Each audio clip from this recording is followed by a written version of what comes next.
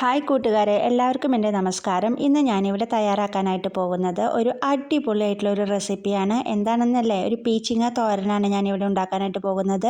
അപ്പോൾ വായോ നമുക്കത് എങ്ങനെയാണ് തയ്യാറാക്കുന്നത് എന്നുള്ളത് കാണാം. അപ്പോൾ അതിന് വേണ്ടി ഞാനിവിടെ ഒരു പീച്ചിങ്ങ എടുത്തിട്ടുണ്ട്. ഇനി ഞാനിത് 2-3 കഷ്ണങ്ങളായിട്ട് കട്ട് ചെയ്തെടുക്കുകയാണ്. അങ്ങനെ ചെയ്ത് കഴിഞ്ഞാൽ നമുക്കത് പെട്ടെന്ന് തന്നെ അതിൻ്റെ തൊലി പീൽ ചെയ്തെടുത്ത് കളയുന്നതിന് വേണ്ടി എളുപ്പമായിരിക്കും. നീളത്തിലുള്ളത് പീൽ ചെയ്യുന്നതിനേക്കാൾ ചെറിയ ചെറിയ പീസുകളായിട്ട് കട്ട് ചെയ്തെടുത്ത് കഴിഞ്ഞാൽ നമുക്ക് എളുപ്പം തന്നെ അത് സ്കിന്നൊക്കെ റിമൂവ് ചെയ്തെടുക്കാനായിട്ട് സാധിക്കും.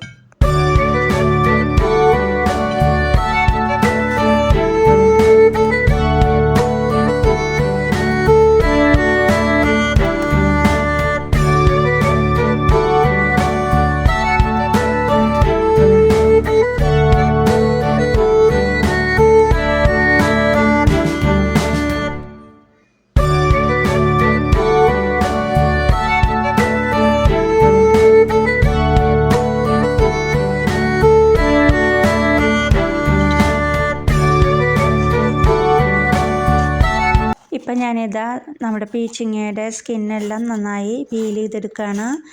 എല്ലാ സ്കിന്നും അങ്ങനെ കംപ്ലീറ്റ് കളയണമെന്നില്ല കേട്ടോ, ഇതുപോലെ ആക്കിയെടുത്താലും മതി. ഇനി നമുക്ക് അതിനെ നെടുകെ ഒന്ന് കീറിയെടുക്കണം. നെടുകെ കീറി കഴിയുമ്പോൾ നമുക്ക് അതിൻ്റെ സെൻറ്റർ പാർട്ടിൽ അതിൻ്റെ സീഡ്സ് കാണാനായിട്ട് പറ്റും. അപ്പോൾ ആ സീഡ്സ് എല്ലാം നമ്മൾ റിമൂവ് ചെയ്തെടുക്കുക. അത് കഴിഞ്ഞിട്ട് നമുക്കിതിനെ ചെറിയ ചെറിയ പീസുകളായിട്ടാണ് കട്ട് ചെയ്തെടുക്കാം.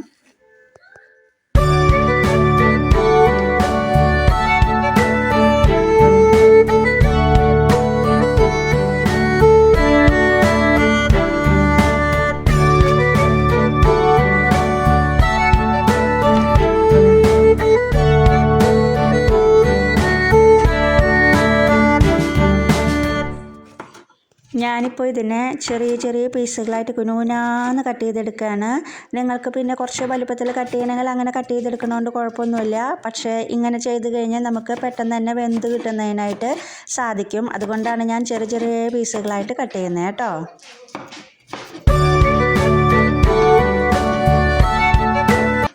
ഇപ്പോൾ ഇതാ ഞാനിവിടെ പീച്ചിങ്ങ എല്ലാം ചെറുതായി കട്ട് ചെയ്ത് റെഡിയാക്കി വെച്ചിട്ടുണ്ട്. ഇനി നമുക്ക് അതിലോട്ട് ആവശ്യമായിട്ടുള്ള ഒന്നാണ് ഓനിയൻ. ഇപ്പോൾ ഈ ഒരു ഓനിയൻ്റെ പകുതി മാത്രമാണ് ഞാനിപ്പോൾ ഇവിടെ എടുക്കുന്നത്. ഇനി ആ ഓനിയനും നന്നായി കഴുകി വൃത്തിയാക്കിയതിന് ശേഷം ഇതുപോലെ തന്നെ ചെറിയ ചെറിയ പീസുകളായിട്ടൊന്ന് നമുക്ക് കട്ട് ചെയ്തെടുക്കാം.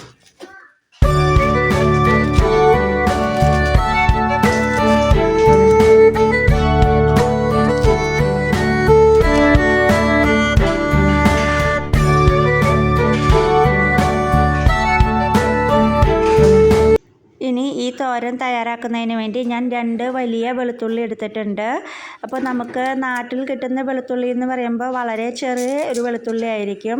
അപ്പോൾ അങ്ങനെയാണെങ്കിൽ നിങ്ങൾക്ക് 3-4 എടുക്കാം കേട്ടോ. അപ്പോൾ ഇത് വലിയ വെളുത്തുള്ളി ആയതുകൊണ്ടാണ് ഞാൻ 2 എടുത്തിട്ടുള്ളത്. അതും നമ്മുടെ സബോള കട്ട് ചെയ്ത പോലെ തന്നെ ചെറിയ പീസുകളായിട്ട് നമുക്കിതിനെയും കട്ട് ചെയ്തെടുക്കാം.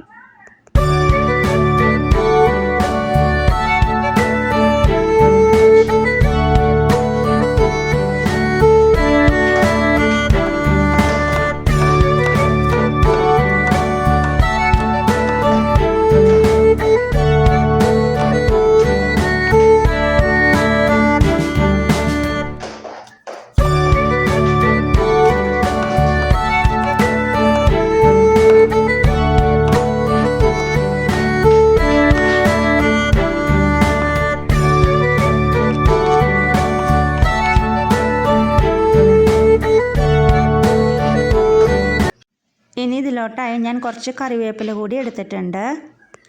ഈ കറി ഞാനൊരു മൺചട്ടിയിലാണ് വെക്കാനായിട്ട് ഉദ്ദേശിക്കുന്നത്. അപ്പോൾ മൺചട്ടിയൊക്കെ നന്നായി കഴുകി വൃത്തിയാക്കിയതിന് ശേഷം ഞാൻ സ്റ്റൗവിൽ വെച്ച് കൊടുത്തിട്ടുണ്ട്. ഇനി മൺചട്ടിയൊക്കെ നന്നായി ചൂടായി വന്നതിന് ശേഷം നമുക്ക് അതിലോട്ട് ആവശ്യത്തിനുള്ള ഓയിൽ ഒഴിച്ചു കൊടുക്കാം. ഇനി നമുക്ക് ഓയിലൊക്കെ നന്നായി ഒന്ന് ചൂടായി വരട്ടെ. ഓയിൽ നന്നായി ചൂടായി വന്നതിന് ശേഷം നമ്മൾ കുനുകുനാന്ന് കട്ട് ചെയ്ത് വെച്ചിട്ടുള്ള നമ്മുടെ സബോളയും വെളുത്തുള്ളിയും കറിവേപ്പിലയും ഒക്കെ നമുക്കതിലോട്ട് ചേർത്ത് കൊടുക്കാം. ഇതെല്ലാം ചേർത്ത് കൊടുത്തതിന് ശേഷം നമുക്കിതിനെ നന്നായി ഒന്ന് വഴറ്റി നല്ല രീതിയിലൊന്ന് മൂപ്പിച്ചെടുക്കാം കേട്ടോ.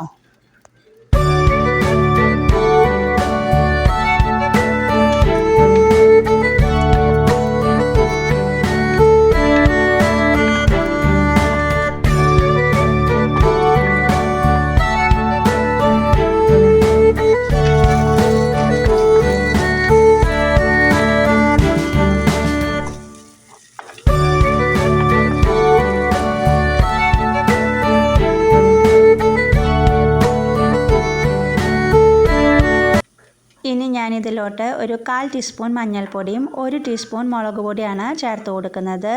നമ്മൾ പൊടികളായിട്ട് ഈ 2 പൊടികൾ മാത്രമാണ് നമ്മളിപ്പോൾ ഈ കറിയിലോട്ട് ചേർത്ത് കൊടുക്കുന്നത് കേട്ടോ.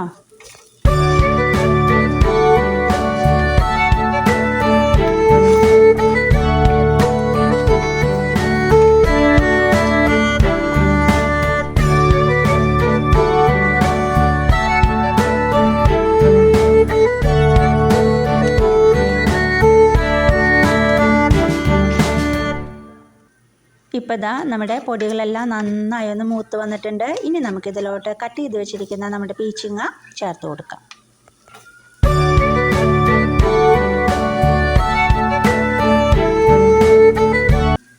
ഇനി ഈ കറിയിലോട്ട് ആവശ്യമായിട്ടുള്ള ഉപ്പ് കൂടി ഞാൻ ഈ സമയത്ത് ചേർത്ത് കൊടുക്കുകയാണ്. ഉപ്പ് കൂടി ചേർത്ത് കൊടുത്തതിന് ശേഷം നമുക്ക് പീച്ചിങ്ങ, സബോളയും വെളുത്തുള്ളിയും കറിവേപ്പിലയും മുളക് പൊടിയും മഞ്ഞൾപ്പൊടിയൊക്കെ ആയിട്ട് നന്നായി ഒന്ന് വഴറ്റിയെടുക്കാം. ആ വഴറ്റിയെടുത്തതിന് ശേഷം നമ്മൾ വെള്ളമൊന്നും ചേർക്കണ്ട കേട്ടോ. ഇതിൽ വെള്ളമൊക്കെ നന്നായി ഇറങ്ങി വരുന്നതാണ്, പച്ചക്കറിയാണിത്. ഞാൻ നന്നായി ഒന്ന് മൂടി വെച്ച് ആവിയിൽ വേവിച്ചെടുക്കുകയാണ്. കണ്ടില്ലേ, നമ്മുടെ പീച്ചിങ്ങ ഇപ്പോൾ ഇവിടെ ഒരു ഹാഫ് കുക്കായിട്ട് വന്നിട്ടുണ്ട്. വളരെ ടേസ്റ്റുള്ളതും വളരെ ഹെൽത്തി ആയിട്ടുള്ള ഒരു തോരനാണിത് കേട്ടോ. അപ്പോൾ അതാ കണ്ടില്ലേ. ഇനി നമുക്കിതിലോട്ട് ഒരൈറ്റം കൂടി ചേർക്കാനുണ്ട് കേട്ടോ. എന്താണെന്നല്ലേ?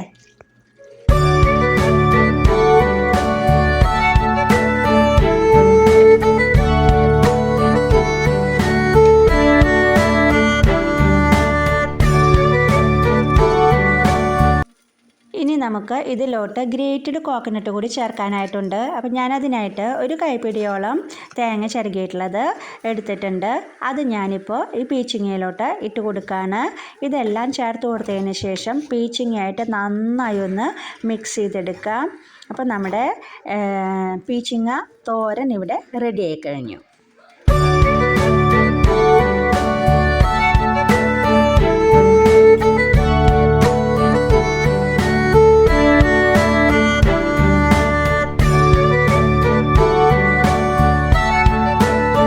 അപ്പോൾ നിങ്ങളെല്ലാവരും തന്നെ ഈ അടിപൊളിയായിട്ടുള്ള ഹെൽത്തി ആയിട്ടുള്ള ഈ ഒരു റെസിപ്പി തയ്യാറാക്കി നോക്കിയിട്ട് അഭിപ്രായം പറയാൻ മറക്കരുത് കേട്ടോ. അപ്പോൾ വീണ്ടും കാണാം.